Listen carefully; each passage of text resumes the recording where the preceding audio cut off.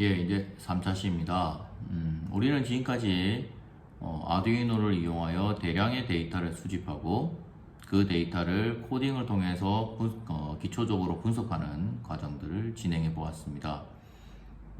요즘에는 데이터는 곧 석유다라고 불릴 정도로 데이터의 가치가 굉장히 높아지고 있는 모습입니다. 즉, 대량의 데이터를 수집하여 빅데이터로 축적하고 그 빅데이터를 활용하여 다양한 것들을 진행할 수 있고 그것들이 이 세상에 필요한 가치를 만들어내고 창출한다는 것이 핵심적인 요지입니다. 그렇기에 예전에는 석유를 통해서 만들어낸 다양한 물질들과 그리고 석유를 통해서 얻은 에너지를 이용하여 지구에 존재하는 문명을 유지했다면 지금은 데이터를 이용하여 더 좋은 서비스 또는 더 좋은 인공지능을 만들어내고 그를 이용하여 이 세상을 유지하고 발전시키고 혁신시켜 나가고 있다라고 볼 수 있습니다. 그런 의미에서 기존에 우리가 하던 실험처럼 작은 데이터, 몇 개의 데이터를 생산하는 탐구 방법은 그렇게 효율적이지 못합니다. 좀 더 대량의 데이터를 생성해야 되고 그런 대량의 데이터를 생성하기 위한 방법으로 우리는 아두이노와 같은 마이크로 컨트롤러를 살펴보고 있습니다. 그리고 그런 대량의 데이터는 모는 종이에 점을 찍고 그래프를 그리는 것과 같은 방법으로는 분석하기 어렵습니다. 좀 더 복잡하면서도 그것을 가볍게 간단하게 분석해 줄 수 있는 복잡한 데이터를 간단하게 분석해 줄 수 있는 방법이 필요합니다. 그런 의미에서 코딩은 굉장히 좋은 툴이었습니다. 그래서 파이썬을 이용한 그래프를 우리가 살펴보았습니다.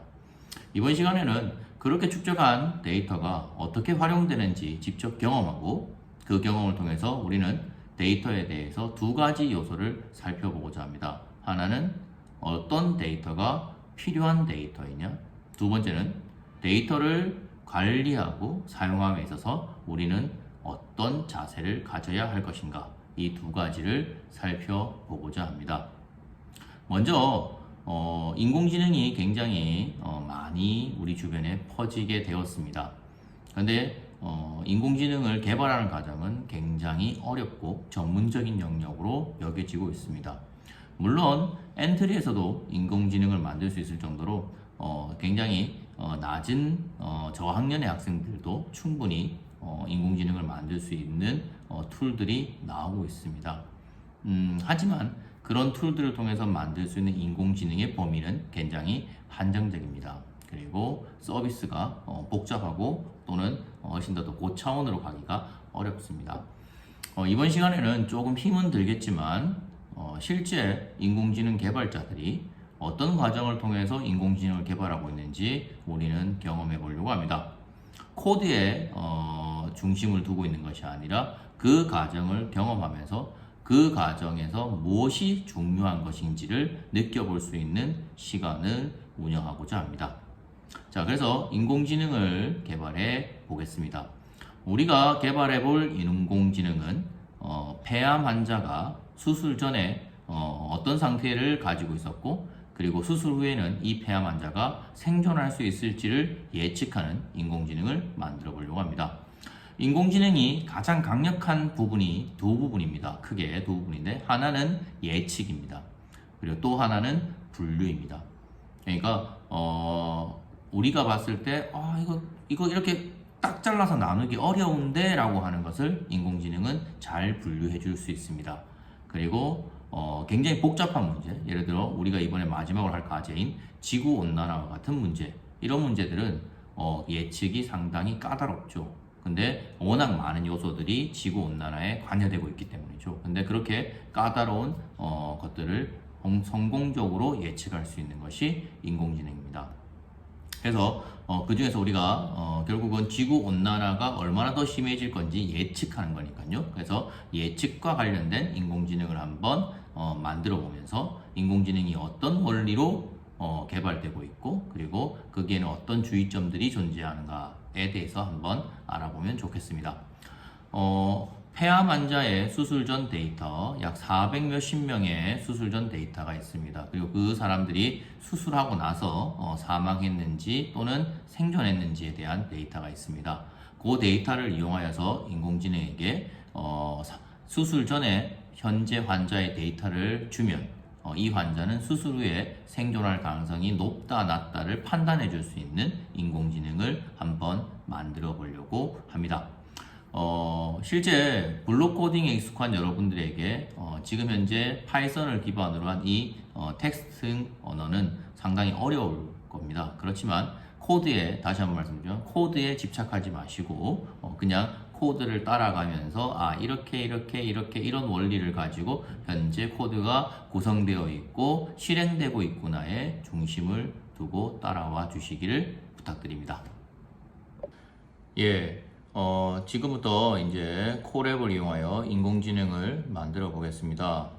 콜앱을 이용하여 인공지능을 만든다는 것은 파이썬이라는 언어를 이용하여 인공지능을 만든다는 것의 의미는 아닙니다.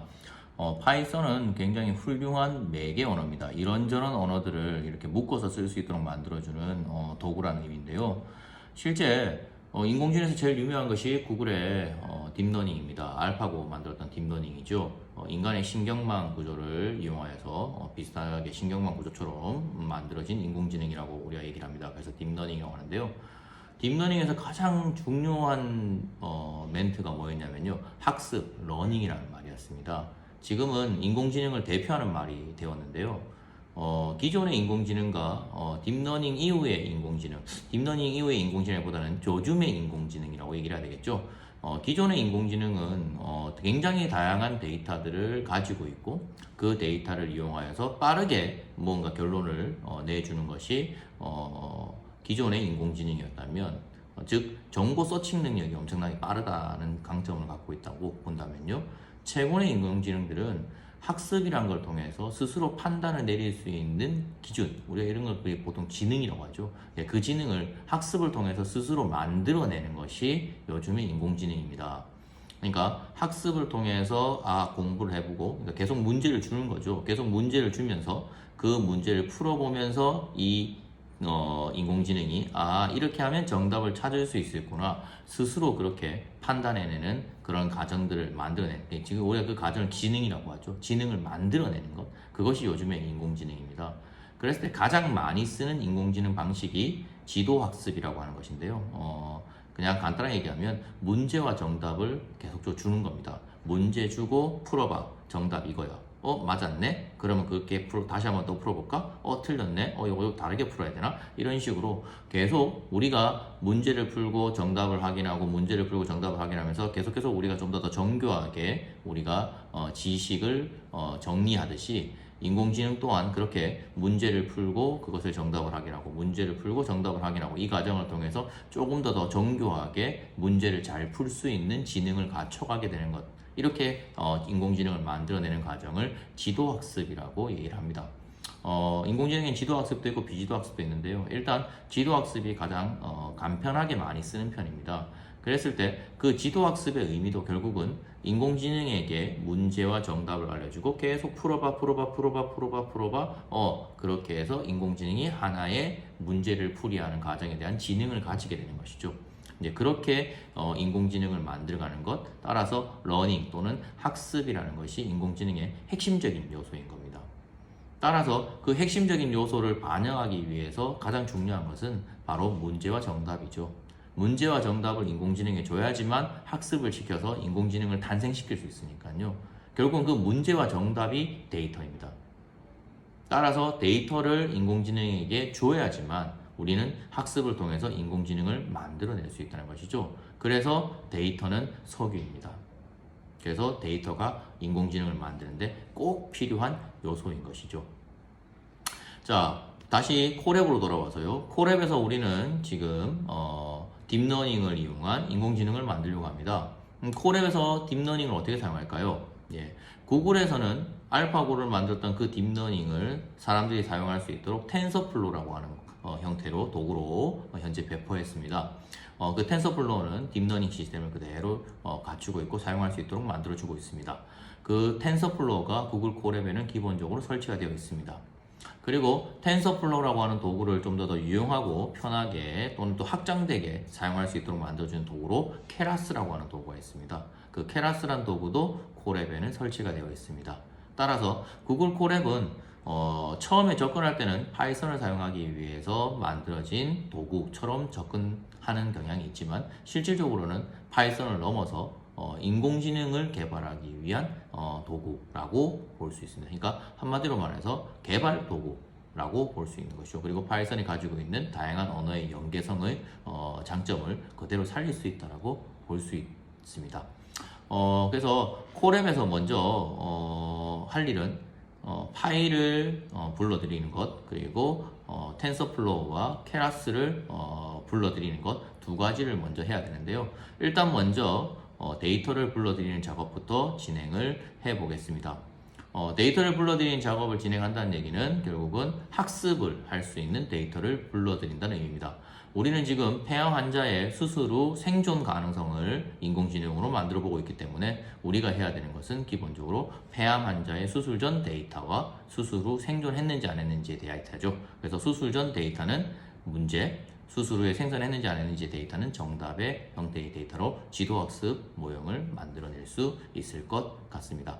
자, 데이터를 불러들여오는 방법은 이 코드를 실행하면 되고요. 일반적으로 콜앱에서 데이터를 가져오는 방법은 내 컴퓨터에 있는 데이터를 가져오는 방법, 인터넷 클라우드나 링크를 이용해서 가져오는 방법, 구글 드라이브를 이용하는 방법들이 있습니다. 세 가지 방법보다 약간의 코드는 차이는 있지만 구글 콜앱에서 전부 다 데이터를 가져올 수는 있습니다. 예, 실제 데이터를 가져오는 과정을 한번 영상으로 따라해 보겠습니다. 일단 콜앱을 실행을 하면 인공지능 같은 경우 이제 런타임이라고 하는 것이 중요합니다. 빠른 속도로 데이터를 처리해야 되죠. 그래서 런타임에서 GPU, 그래픽 가속을 선택합니다. 그래서 런타임에서 GPU를 한번 선택해 주고요. 그리고 오른쪽에 연결 버튼을 눌러서 연결을 합니다. 그러면 연결이 되고 연결이 완료되면 이제 콜앱에서 코드들을 실행시킬 수 있는 준비 상태가 된다라고 볼 수 있습니다. 약간의 시간이 걸리고요. 일단 체크 표시가 나오면 됐습니다.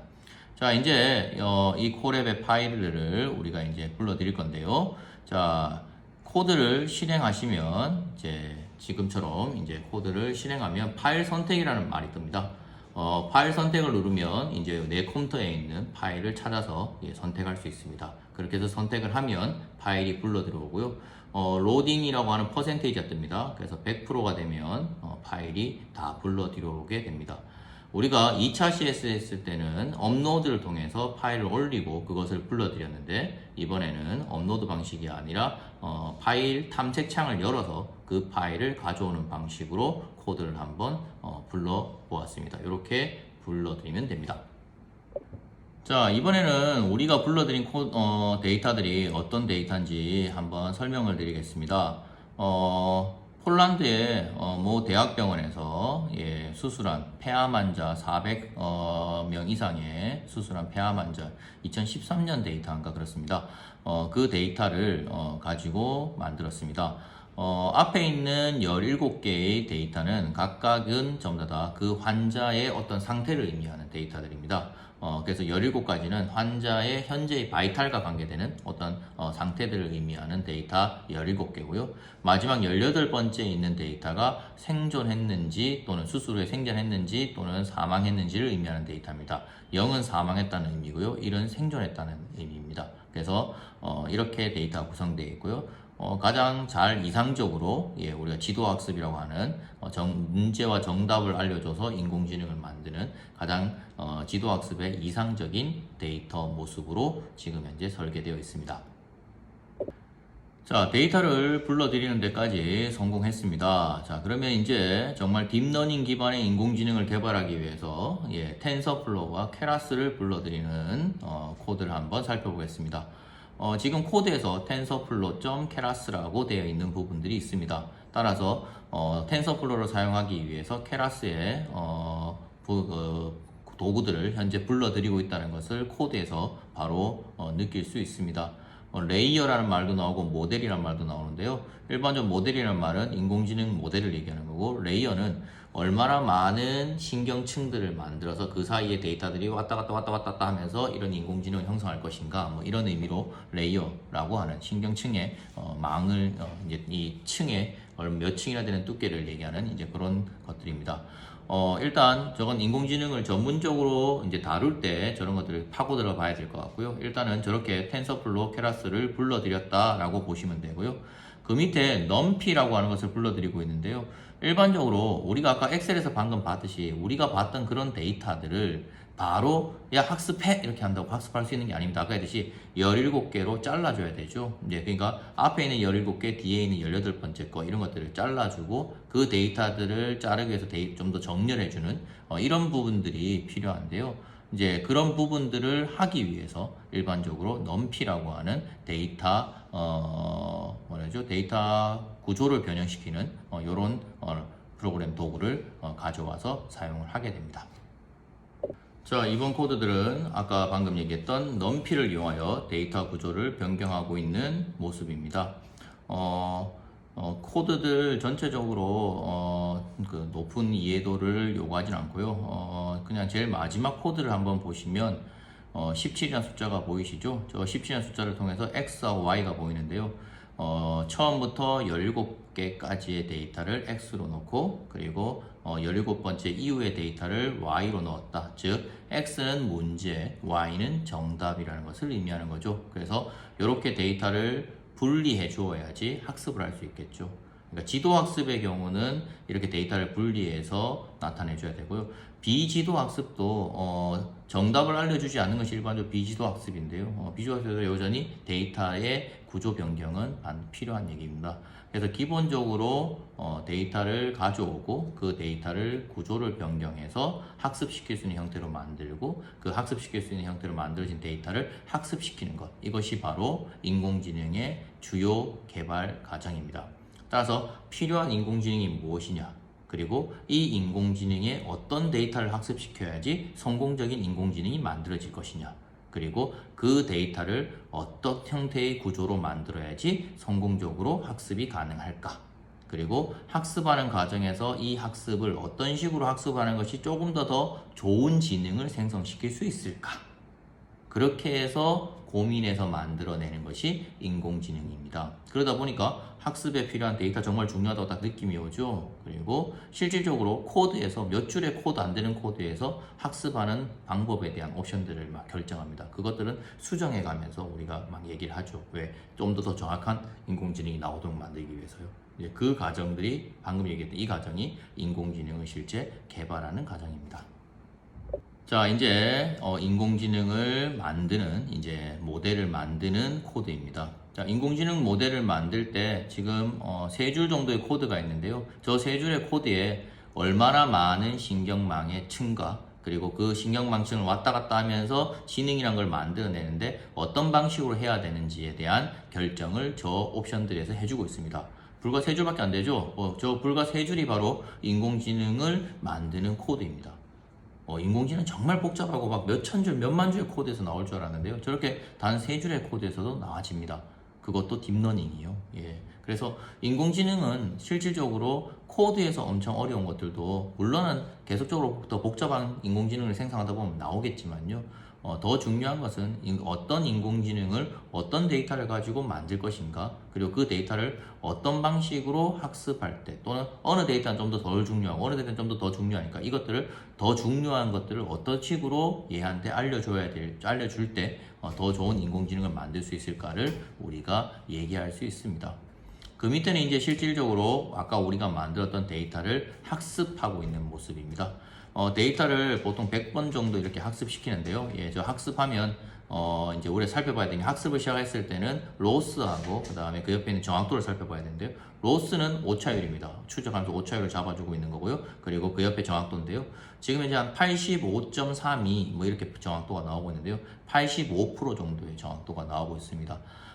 그럭저럭 괜찮은 정확도고요. 좋은 정확도를 가지고 있는 인공지능 모델들은 약 96%, 97%까지의 정확도가 나오기도 합니다.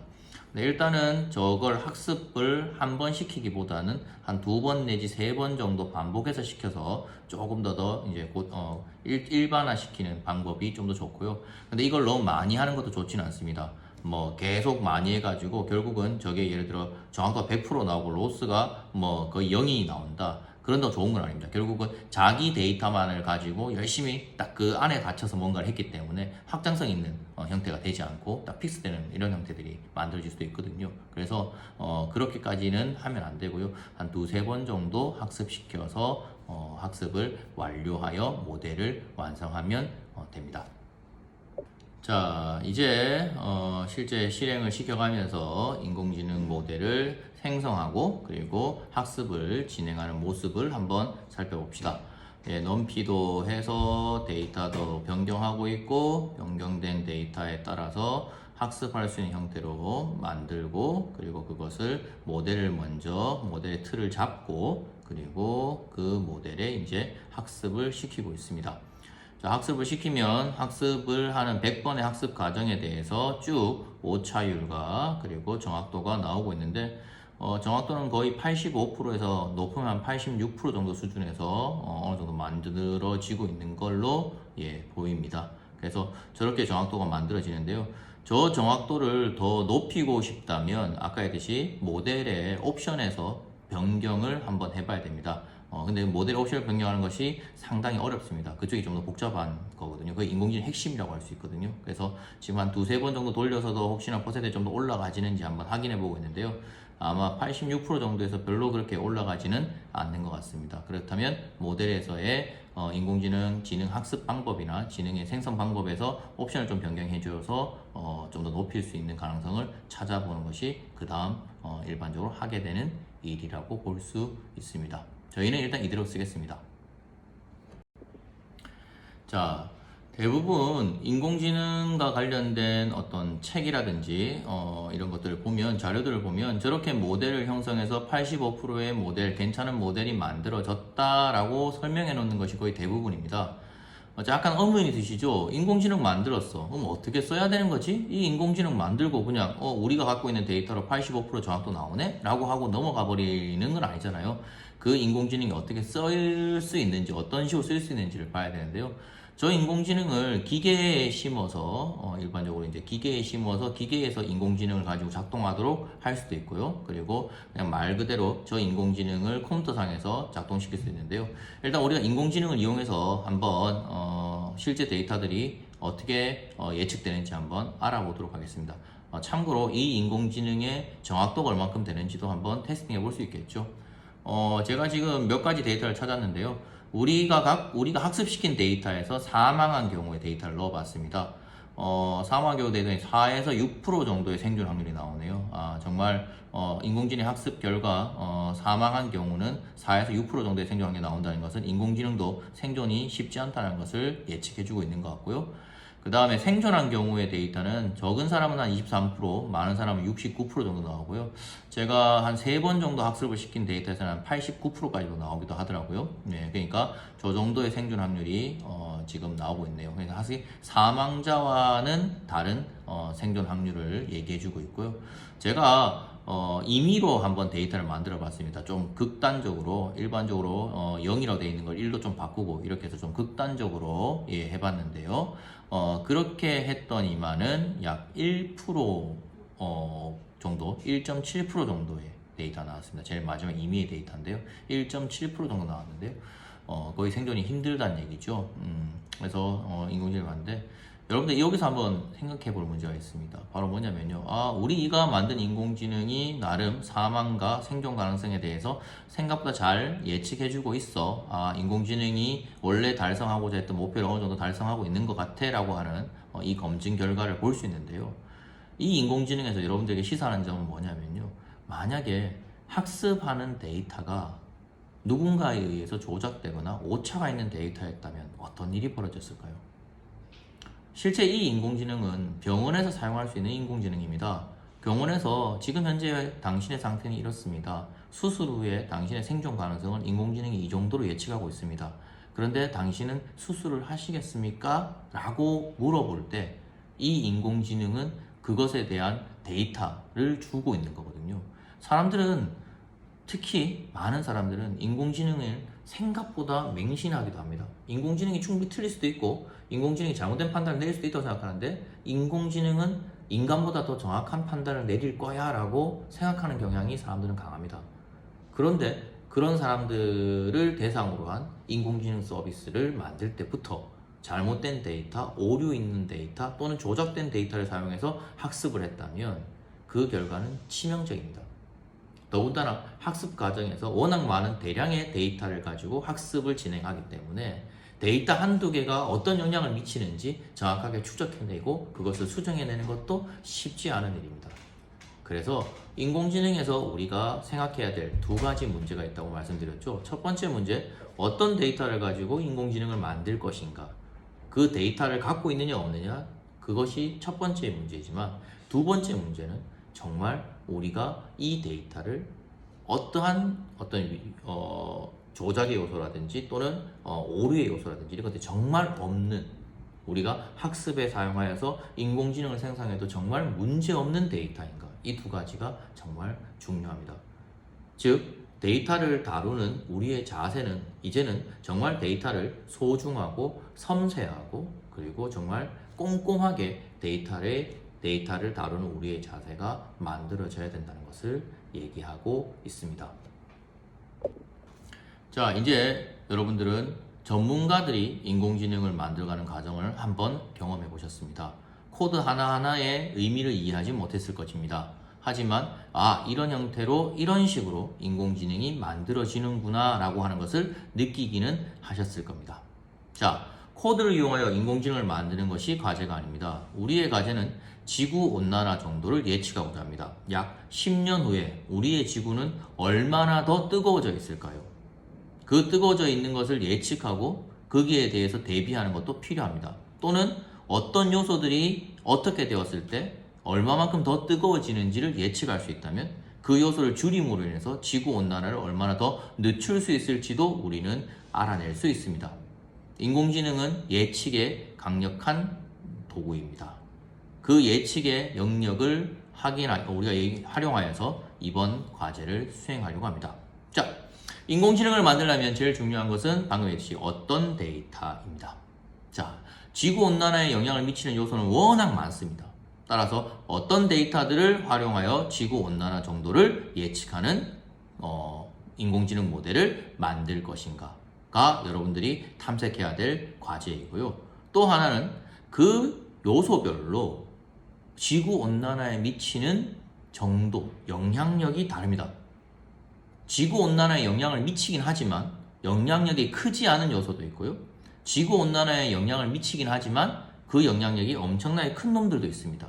그네들을 우리는 일반적으로 가중치라는 것을 줘서 그들이 가지고 있는 영향력을 일반적으로 학습에 적용합니다.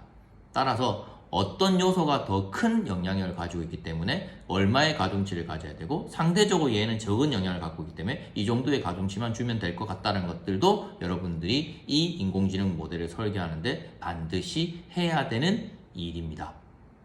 네, 그래서 여러분들이 해야 될 일들을 이렇게 두 가지인데요. 예, 요 두 가지를 한번 찾아보시면 재밌는 과제가 될 것 같습니다. 예를 들어 경제 성장률도 지구온난화에 영향을 줄 수 있습니다. 왜? 경제 성장률을 높이기 위해서는 그만큼 지금 현재에서는 석유를 많이 썼을 가능성이 높거든요. 그만큼 이산화탄소의 농도가 더 높아지는 역할을 했을 수도 있습니다. 그런 것들도 결국은 지구온난화 정도를 예측하는데 필요한 데이터일 수 있다는 거죠. 그래서 여러분들이 어떤 데이터를 어떻게 조합해서 얘들을 인공지능으로 만들어 인공지능 학습 데이터로 사용할 때 더 뛰어난 예측 인공지능이 만들어질지 한번 설계해 보시면 좋을 것 같습니다. 상당히 흥미로운 과제일 겁니다.